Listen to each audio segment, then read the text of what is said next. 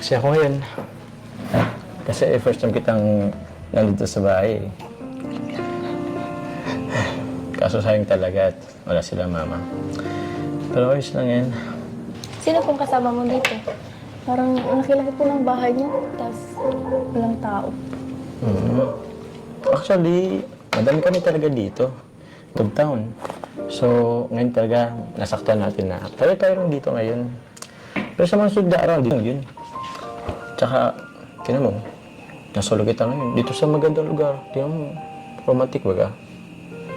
Para tayong nasa ibang bansa. Di ba romantic? Ayaw mo ganun?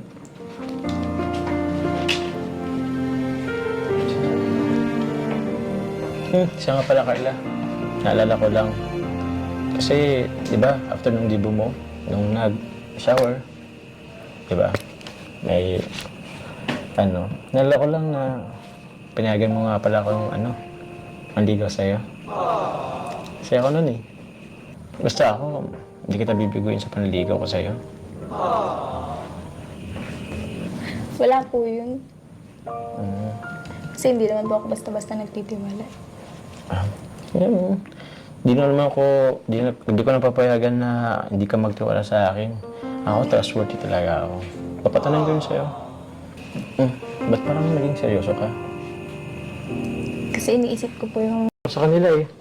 Tsaka, kung ano man lang nanon sa isip mo, labot sa akin, huwag ka naman papaniwala. Basta ako, Carla. Seryoso ako sa'yo.